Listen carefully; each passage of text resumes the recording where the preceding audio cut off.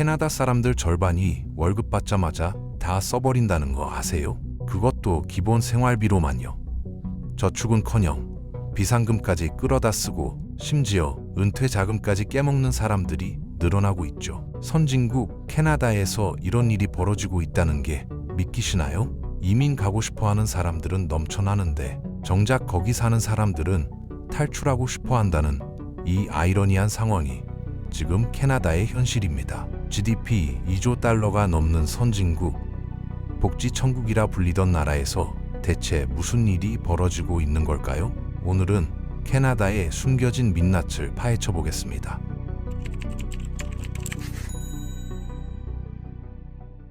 이야기는 2008년 금융위기로 거슬러 올라가야 하는데요. 미국은 부동산 거품이 터지면서 은행들이 줄줄이 무너지고 대량 실업 사태가 벌어졌죠. 반면 캐나다 은행들은 훨씬 보수적으로 운영됐고 규제도 더 엄격했기 때문에 리스크가 높은 대출이 상대적으로 적었습니다. 그래서 금융 시스템 자체는 꽤 안정적이었거든요. 위기 이후 각국 중앙은행들은 경제를 살리기 위해 돈을 풀고 금리를 대폭 낮췄는데 문제는 캐나다도 똑같이 따라했다는 겁니다. 2007년에 4%가 넘던 금리를 2010년엔 0.25%까지 내려버렸죠. 미국이 신부전증으로 투석이 필요했다면 캐나다는 가벼운 탈수 정도였는데 괜히 투석기에 누워버린 격이었습니다. 건강한 사람이 투석을 받으면 어떻게 될까요? 당연히 부작용이 생기죠.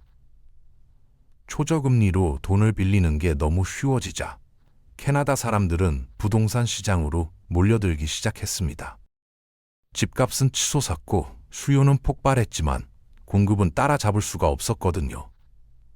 집을 짓는 건 시간이 걸리니까요. 토지 확보하고 허가받고 자재 구하고 공사하고 말이죠.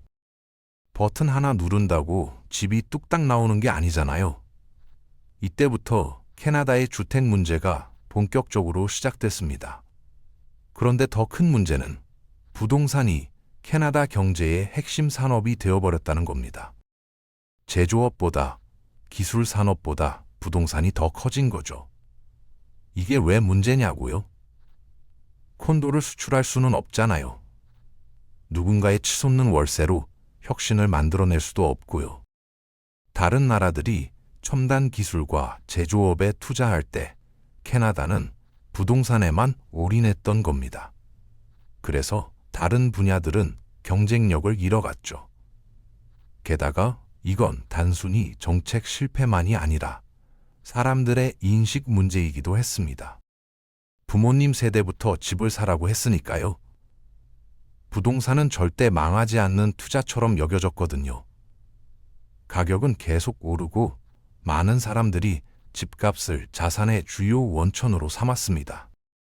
실제로는 현금이 없어도 종이상으로는 부자처럼 보이는 거죠. 매년 집값이 미친 듯이 오르니까요. 이런 믿음이 시장을 비정상적으로 부풀렸습니다. 그래프를 보면 미국과 캐나다 모두 2000년대에 집값이 급등했는데 임금 상승 속도를 훨씬 앞질렀죠. 그러다 2008년 위기가 터졌고 미국은 부동산 시장이 크게 무너지면서 가격이 떨어졌습니다.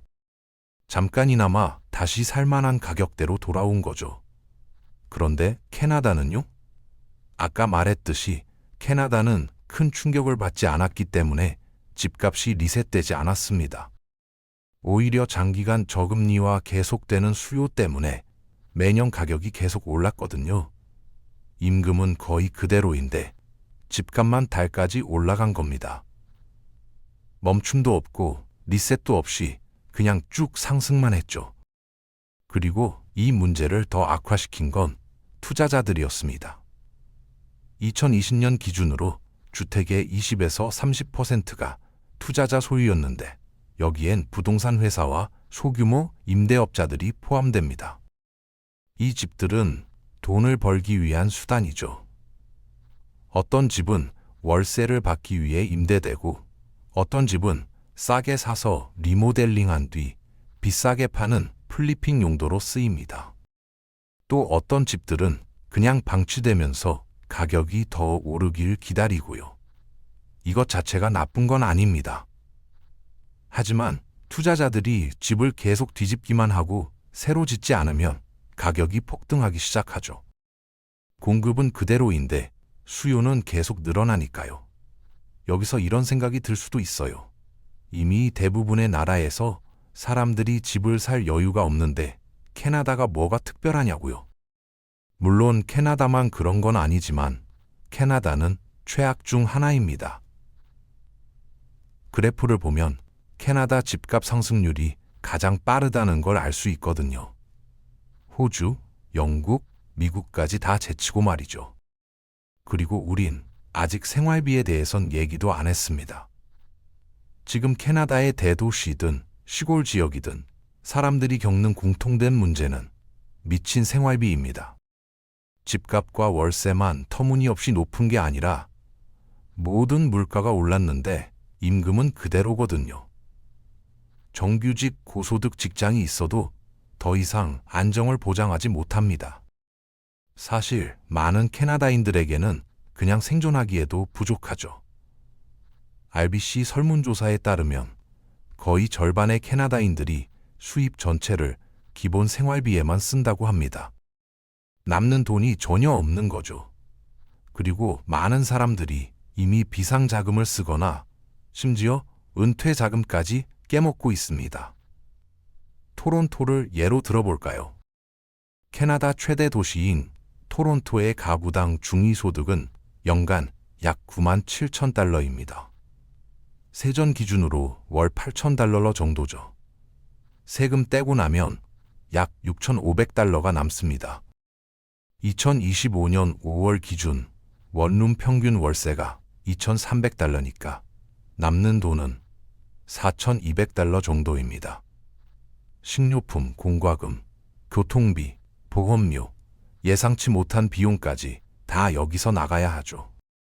두 사람이라면 이미 빠듯하고 검소하게 살아야 합니다.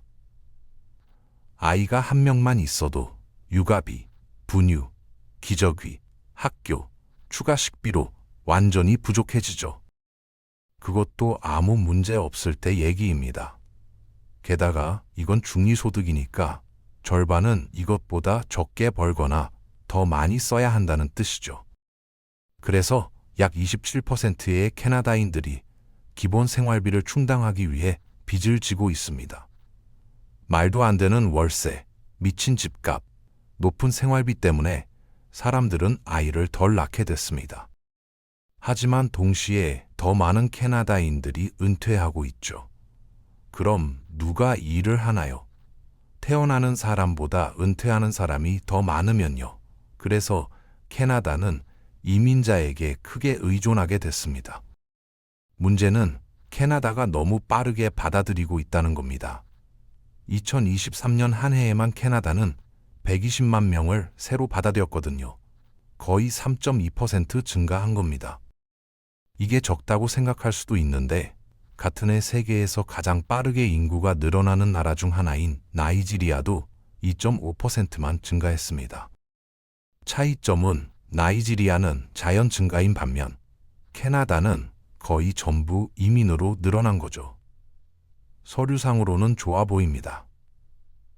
사람이 많아지면 소비도 늘고 GDP도 오르니까요. 하지만 현실에서는 캐나다의 인프라가 이런 증가를 감당할 준비가 안 돼 있었습니다. 학교는 넘쳐나고 병원은 환자로 가득 찼죠. 어떻게 이런 일이 벌어질 수 있었을까요? 정부 정책의 불일치 때문입니다.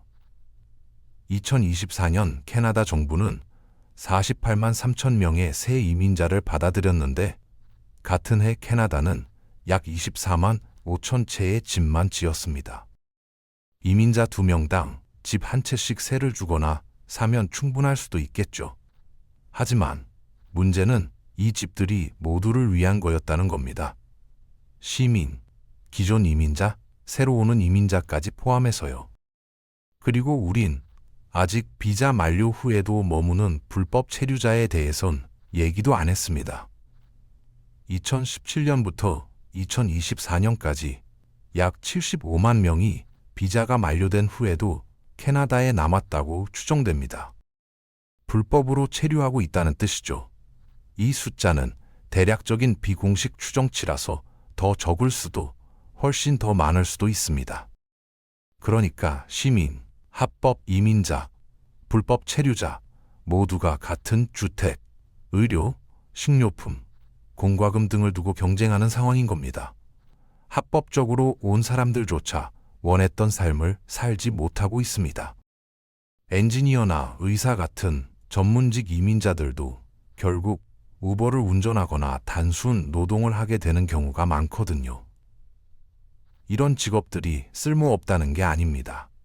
이런 일 없으면 사회가 무너지죠. 하지만 전문 기술을 가진 이민자들이 자기 재능을 쓸 수 없다면 캐나다에게도 엄청난 낭비입니다. 왜 이런 일이 벌어질까요? 캐나다가 외국에서 받은 전문 자격을 아직도 완전히 인정하지 않기 때문입니다. 시험을 통과해야 하는데 품질 보장을 위해서니 좋다고 쳐도 비용이 비쌉니다. 그리고 그 후에도 많은 사람들이 관료주의적 장벽에 막히는데 레지던시 자리가 제한적이어서 일을 못하게 되는 거죠. 더 나쁜 건 일부 고용주들이 캐나다 경력을 요구한다는 겁니다. 완전히 함정이죠. 캐나다에서 일자리를 구하려면 캐나다 경력이 필요한데 캐나다 경력을 쌓으려면 캐나다 일자리가 필요하니까요. 여기서 이런 생각이 들 수 있어요. 그럼 부유한 이민자를 더 많이 받으면 되지 않냐 하고요. 자본을 가져오고 투자하고 사업해서 일자리를 만들 테니까요. 그런데 캐나다 태평양 연안의 또 다른 주요 도시인 밴쿠버에서 벌어진 일은 다른 이야기를 들려줍니다.